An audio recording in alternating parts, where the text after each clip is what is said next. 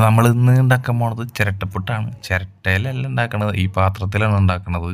അതിൻ്റെ പേര് ചിരട്ടപ്പുട്ട് എന്നുണ്ട്, അങ്ങനെ പറഞ്ഞു എന്നുള്ളൂ കേട്ടോ. അപ്പോൾ നമ്മൾ കുറച്ച് തേങ്ങ ഇടും അതിൽ.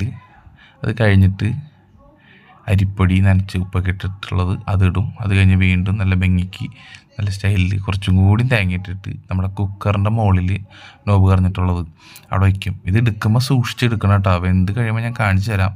ഇതിൽ നിന്ന് ഭയങ്കര എയർ, അത് നല്ല ആവിയാണ് തട്ടണത്. കൈ പൊള്ളി കഴിഞ്ഞാൽ ഭയങ്കര വേദനയായിരിക്കും. ഇതേ കണ്ട, ചിന്നു പെട്ടെന്ന് പേടിച്ചു പോയി. വീഴത്തുനിന്ന് ഞാനും പേടിച്ചു പോയി. എന്നാലും ചിന്നു ധൈര്യം സംഭരിച്ച് സംഭവം പുറത്തേക്ക് എടുത്തു. 2-3 നാളിന് മുന്നേ ഉണ്ടാക്കി വെച്ചിട്ടുണ്ടായിരുന്നു. ഓരൻ്റെ അടുത്ത് കുഞ്ഞൻ കഴിക്കാൻ കൊണ്ടുപോയി. ഇവരുടെ അവിടെ ഇരിക്കുന്നുണ്ട്. അടുത്ത് നമ്മൾ റെഡി ആയിട്ടുണ്ട്. സംഭവം നല്ല സൂപ്പറായിട്ടുണ്ട്. എനിക്ക് ഭയങ്കരമായിട്ട് ഇഷ്ടമായി.